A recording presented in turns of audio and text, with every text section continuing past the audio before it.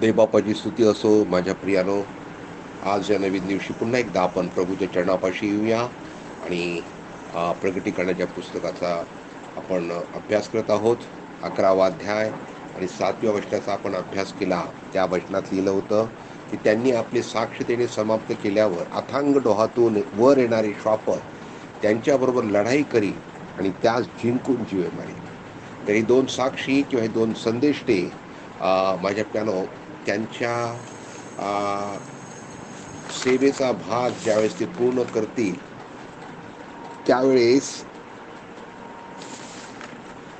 माझ्या प्यानो अथांग डोहामधून हे श्वापद हा ख्रिस्त विरोधी वर येईल आणि त्या दोघांबरोबर युद्ध करील, त्यांना जिंकील. आणि ही 1260 दिवसांची त्यांची सेवा संपल्यानंतरच माझ्या प्यानो प्रभू त्यांना मरणाच्या स्वाधीन करील. त्या अगोदर सैतानाने त्यांना पुष्कळ विरोध केला, त्याला मारून टाकण्याचा प्रयत्न जरी केला तरी मरण त्यांच्याकडे येऊ शकणार नाही का. माझ्या प्यानो आपला प्रभू येशू ख्रिस्त या भूतलावर असताना त्याच्याही सेवेचा काळ हा 1260 दिवसांचाच होता.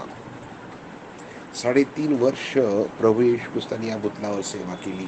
ज्याप्रमाणे 3.5 वर्ष या दोन संदेष्ट्यांनी, दोन साक्षींनी या महासंग्रहाच्या काळामध्ये ते सेवा करतील, नाही का. आणि या 3.5 वर्ष या काळामध्ये शास्त्री परुषी हे प्रभू येशू ख्रिस्ताच्या विरोधात जायचे. प्रभू येशू ख्रिस्त माझ्या प्यानो त्यांच्या संप्रदायाविरोधात, त्यांच्या ढोगीपणाच्या बाबतीमध्ये प्रभू येशू ख्रिस्त त्या ठिकाणं माझ्यापर्यंत त्यांचं पाप उघड करायचा, त्यांना ते आवडत नव्हतं आणि ते प्रभू येशूचा द्वेष करायचे. प्रभू येशूला धरायला पाहिजे ते.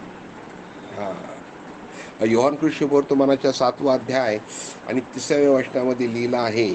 त्या ठिकाणी लिहिलं की ते त्याला धराव्यास पाहत होते तरी कोणी त्याच्यावर हात टाकला नाही, कारण त्याची वेळ तोवर आली नव्हती. प्रभू येशूची वेळ जोपर्यंत आली नाही तोपर्यंत शास्त्री पुरुषी काहीच करू शकले नाही. त्याचप्रमाणे योहान कृष्ण वर्तमान 8वा अध्याय 20 वचनात लिहिलेला आहे की त्याला कोणी धरले नाही, कारण तोपर्यंत त्याची वेळ आली नव्हती. माझ्या प्यानो प्रभू परमेश्वर देवाच्या वेळापत्रकानुसार प्रत्येक गोष्ट घडते. आमच्यासाठी देखील देवाचं वेळापत्रक आहे. प्रभू परमेश्वर देवानं या भूतलावर आम्हाला विशिष्ट कालावधीमध्येच ठेवलेला आहे. आमची आयुष्याची मर्यादा प्रभूने ठेवलेली आहे आणि ही मर्यादा कोणीही ओलांडू शकत नाही. जो वेळ आहे त्या वेळेमध्ये, त्या वेळ पुढे 1 सेकंद देखील आम्ही जाऊ शकत नाही. हो, अर्थात आमच्या आयुष्याची मर्यादा ही आम्ही पूर्ण करू शकू जर आम्ही देवाच्या इच्छेप्रमाणे,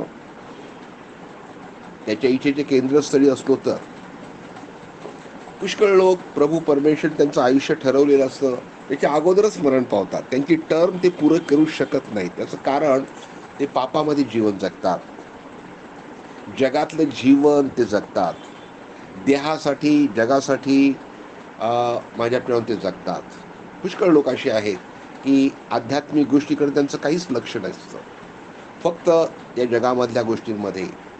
माझ्या प्यानो एक लक्षात ठेवा, प्रभू परमेश्वरचा उद्देश, विशेष उद्देश तुमच्यासाठी आहे, नाही का.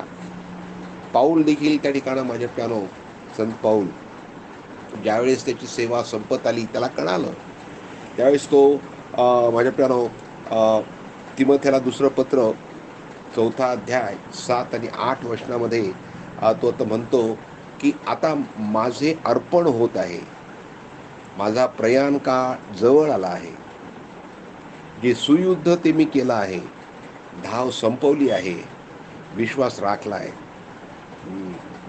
पौलानं त्याच्या सेवेची धाव माझ्या प्रेमात संपवली आणि ती धाव जोपर्यंत संपली नाही तोपर्यंत सैतान त्याला मारू शकला नाही. जरी सेवेमध्ये त्याच्यावर खूप पोटपोटी संकट आली, परंतु प्रभूनं त्याला मरणाच्या स्वाधीन केलं नाही. माझ्या प्यानो, तुम्ही जर सेवेत असाल, देवाच्या इच्छेचे केंद्रस्थळी असणार, प्रभू परमेश्वर त्याचं आज्ञा पालन करून तुमचं जीवन तुम्ही आचरित असाल ना, तर प्रभू परमेश्वर देवाने ठरवलेल्या वेळेच्या अगोदर सैतान तुम्हाला हात लावू शकत नाही. Praise the Lord. हे आम्ही शिकलो आहोत. प्रभूची स्तुती असो. आणि म्हणून प्रभूने ज्या उद्देशानं तुम्हाला भूतलावर ठेवलेला आहे तो उद्देश समजून घ्या आणि माझ्या प्यानो तो उद्देश पूर्ण करण्याकरता धडपड करा, प्रार्थना करा. प्रभू परमेश्वरचं सहाय्य करीन. पियानो प्रभूसाठी जगा, प्रभूच्या मंडळीसाठी जगा. आत्मे नरकातून ओढून काढून त्यांना स्वर्गामध्ये घेऊन जाण्यासाठी माझ्या प्यानो जीवाचं रान करा. हो, आपलं सर्वस्व खर्च करा. प्रभू परमेश्वर देवानं या शेवटल्या काळात तुम्हाला त्यासाठीच ठेवलेलं आहे, नाही का? आणि मग आता आपण 8व्या वचनामध्ये बघतो. त्या ठिकाणी लिहिलेलं आहे प्रगटीकरणाचं पुस्तक 8वा अध्याय 11वा अध्याय आणि 8वं वचन. आणि आध्यात्मिक दृष्टीनं सदोम व मिसर म्हटलेले असे जे मोठे नगर आणि ज्यात त्यांच्या प्रभूला वधस्तंभावर खेळण्यात आले होते त्याच्या रस्त्यावर त्यांची प्रेते पडून राहतील. या ठिकाणं माझ्या प्यानो या 2 संदेशांना ख्रिस्त विरोधी त्यांच्याबरोबर लढाई करीन, त्यांना जिंकेल आणि त्यांना मारून टाकेल. आणि जेव्हा त्यांना मारून टाकील त्यावेळेस त्या दोघांची प्रेत जे आहेत ते ह्या नगराच्या रस्त्यावर पडतील. आणि या नगराचं वैशिष्ट्य बघा, एकंदर 5 वैशिष्ट्य ह्या नगराविषयी सांगितलेले आहेत. हे कोणतं नगर आहे ते मी पाहू. त्याचं पहिलं वैशिष्ट्य आध्यात्मिक दृष्टीने सदोम व मिसर म्हटलेले असे जे मोठे नगर. म्हणजे हे जे पहिलं त्याचं आध्यात्मिक वैशिष्ट्य आहे की ते त्याला सदोम म्हटलेलं आहे आध्यात्मिक दृष्टीनं. दुसरं गुणवैशिष्ट्य या शहराचं आध्यात्मिक दृष्टीने त्यास मिसर म्हटलेलं आहे. तिसरं गुणवैशिष्ट्य या शहराचं ते मोठं नगर आहे. चौथं वैशिष्ट्य त्यांच्या प्रभूला वधस्तंभावर त्यात खिळले गेले होतं. आणि 5वं वैशिष्ट्य त्याच नगराच्या रस्त्यावर या 2 संदेशांची प्रेत पडून राहतील. आता हे नगर कोणतं आहे तर अगदी उघड आहे की हे नगर दुसरं तिसरं कोणतं नसून तर ते यरुशलेम शहर आहे. ज्या शहरामध्ये आमच्या प्रभू येशू ख्रिस्ताला वधस्तंभावर देण्यात आलं माझ्या, नाही का? आणि आता ह्या यरुशलेम शहराला त्या ठिकाणं आध्यात्मिक दृष्टीनं सदोम म्हटलेलं आहे. आध्यात्मिक दृष्टीनं सदोम या शहराला म्हटलेलं आहे. का बरं म्हटलं आहे? कारण सदोम या शहराविषयी आम्हाला माहिती आहे, नाही का? सदोम आणि गमोरा या हे 2 शहर त्या ठिकाणं लोट राहायचा. आणि हे शहर माझ्या प्यानो पूर्णपणे लैंगिकतेच्या विकृत पापामध्ये ते अडकलेलं होतं. समलैंगिकता त्या ठिकाणी होती. पुरुष पुरुषाशी लैंगिक व्यवहार करायचा, स्त्री स्त्रियांशी लैंगिकता करायची. आणि त्यामुळं प्रभू परमेश्वर देवाला या सदोम आणि गमोराचा भयंकर वीट आला.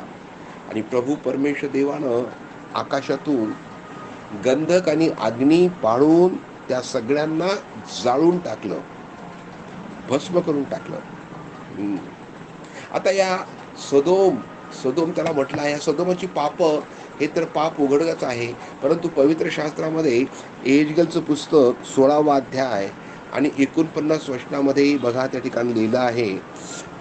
प्रभू म्हणतो, पहा तुझी बहीण सदोम हिचे पाप येणेप्रमाणे होते.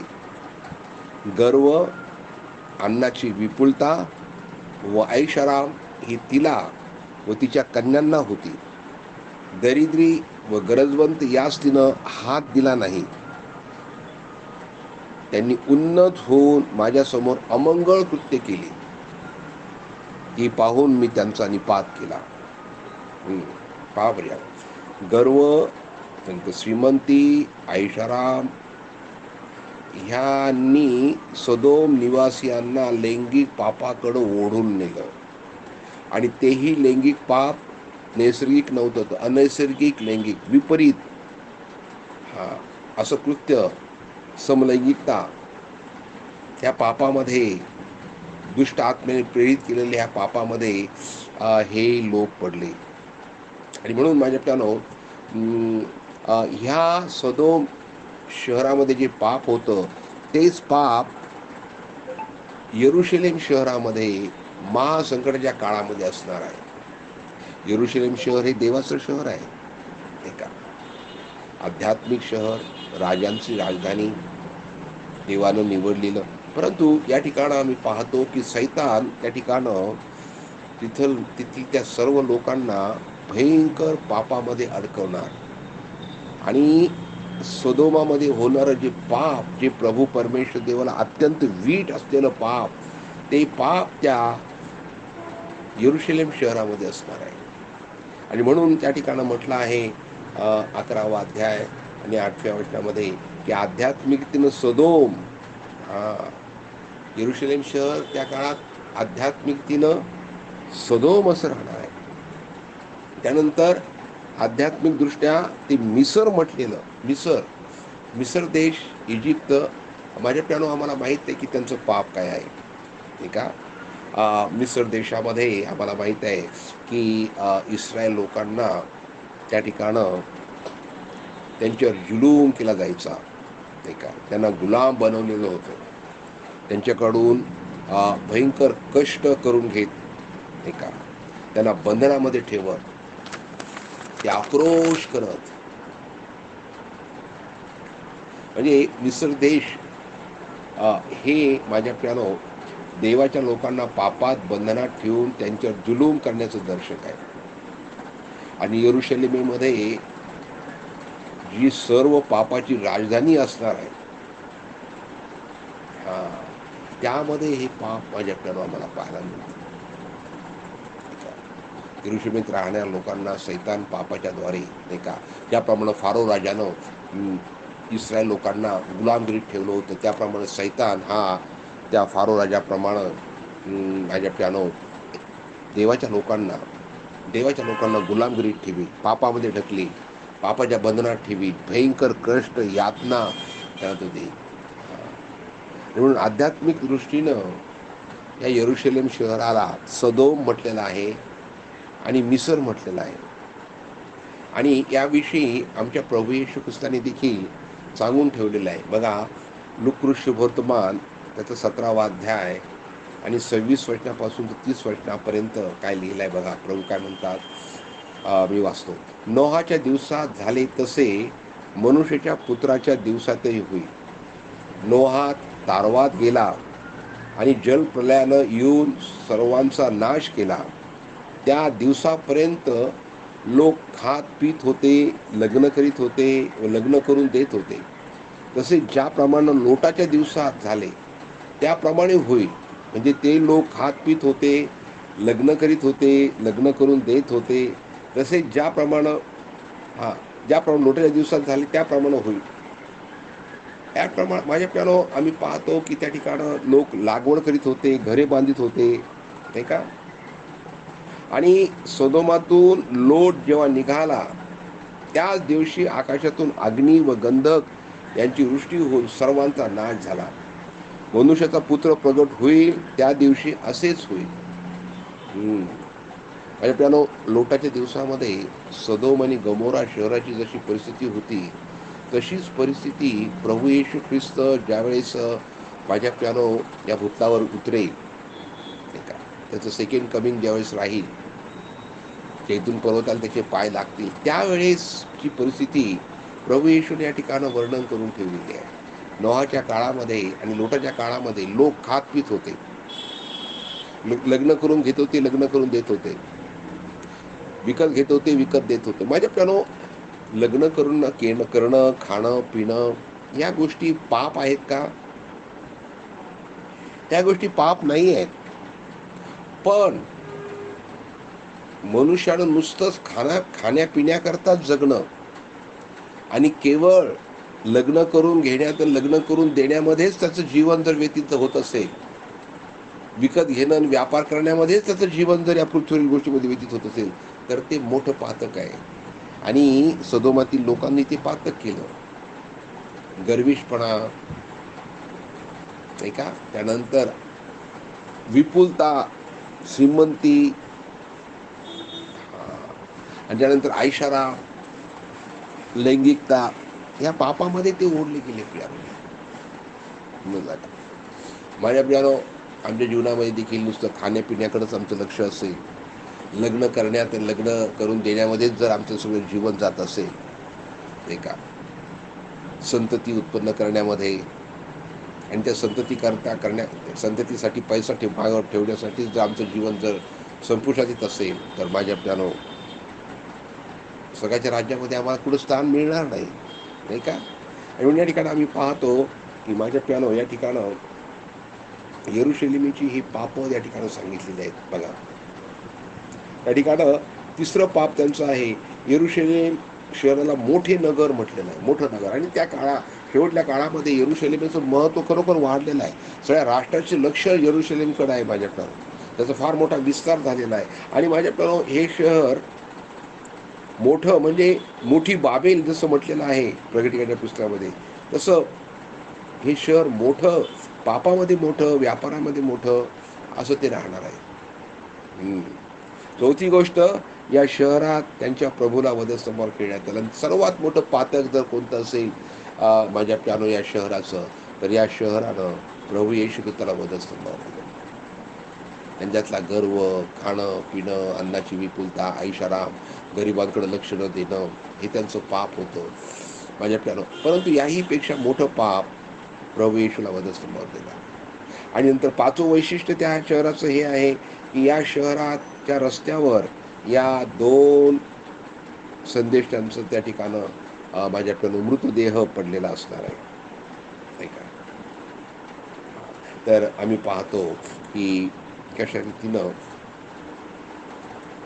या दोन साक्षींना ख्रिस्त विरोधी मारून टाकणार आणि रस्त्यावर त्यांचा मृतदेह त्या ठिकाणं माझ्याकडून पडून राहणार. तो मृतदेह ते तसाच ठेवणार, त्याला ते उचलू देणार नाही.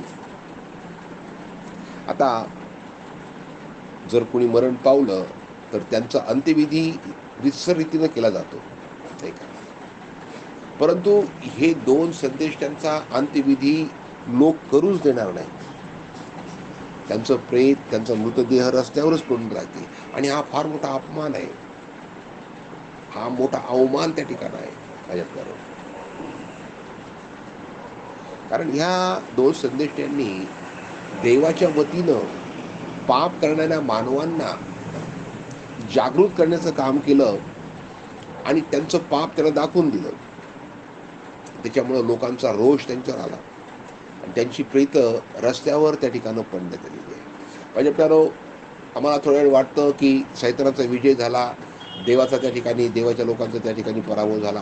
प्रभू परमेश्वर काही गोष्टींमध्ये माझ्या प्यानो आपल्या लोकांचा पराभव होऊ देतो, पण अंतिम विजय जो आहे हा माझ्या प्यानो, हा अंतिम विजय देवाचा विजय आहे, देवाच्या लोकांचा विजय आहे माझ्या प्यानो. आणि या ठिकाणी आम्ही पाहतो की ह्या दोन संदेशांची प्रेत त्या ठिकाणं यरुशलेमेच्या रस्त्यावर पडलेली आहे. आणि लोक त्या ठिकाणं माझ्या प्यानो ते तशीच पडू देतील, त्यांना कबरेत ठेवू देणार नाही, त्यांचा अंत्यविधी होणार नाही. हे जग असं आहे, देवाच्या लोकांना होईल तेवढा त्रास माझ्या प्यानो, होईल तेवढा त्रास देवाच्या लोकांना हे जग जगातील लोक देतात, नाही का. आणि म्हणून हे जग आपल्यासाठी योग्य नाही, हे जग आमचं घर नाही आहे माझ्या प्यानो. सैतान या जगाचा दैवत आहे, म्हणून देवाच्या लोकांना ठिकठिकाणी वेळोवेळी त्या ठिकाणी त्रास दिला जातो, ठार मारलं जातं. देवाच्या पुष्कळ सेवकांना रक्तसाक्षी व्हावं लागतं.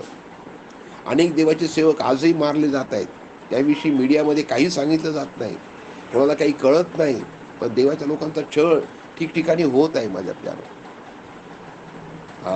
पण प्रभू येशू ख्रिस्त अशा सर्व सेवकांचा फार मोठा आदर त्या ठिकाणं माझ्या प्यानो स्वर्गामध्ये करणार आहे. आणि म्हणून मरूपर्यंत आम्हाला विश्वासू राहायचा आहे, मरूपर्यंत विश्वासू राहायचं आहे. प्रभू त्याबद्दल आम्हाला प्रतिफळ दिल्याशिवाय राहणार नाही. या आपण प्रार्थना करूया. आमच्या यहोवा प्रभू परमेश्वर देवा, आम्ही उपकार मानतो तुझ्या पवित्र वचनातून जो बोध आम्हाला केलेला आहे. आम्ही तुझी स्तुती करतो प्रिय प्रभू. येरुशलेम शहर हे धार्मिक शहर, हे पवित्र शहर, शांतीचं शहर, परंतु सैतानाने त्याला प्रभू अत्यंत पापमय शहर केलं. प्रभू परमेश्वर देवा, आमचं जीवन आम्ही प्रभू तारण पावलेले देवाचे लोक म्हणून आहोत. सैतान आमचं देखील जीवन यरुशलेमेप्रमाणे प्रभू पापाची राजधानी करू पाहत आहे. आणि म्हणून प्रभू आमचं जीवन असं पापाची राजधानी नसून ती देवाच्या देवाच्या पुत्राची राजधानी असावी, अशी आमची तुझ्याकडं प्रार्थना आहे. प्रभू आमचं सहाय्य कर, आमच्या जीवनातलं पाप काढून टाक.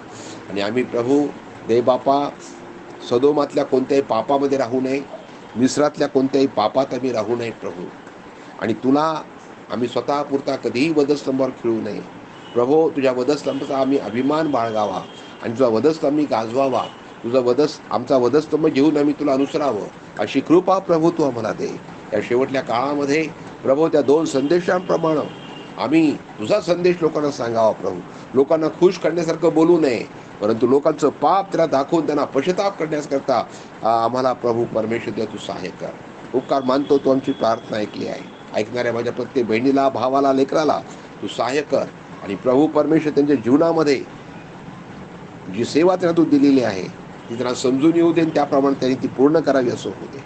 उपकार मानतो, आमची प्रार्थना तू ऐकली आहे. येशू ख्रिस्त आमचा देव, जो पवित्र आत्म्याद्वारे या ठिकाणी उपस्थित आहे, त्यांच्या गोड नावात ही प्रार्थना मी अर्पण करतो. Amen, amen, amen. Praise the Lord. God bless you. Have a good and godly day. Amen.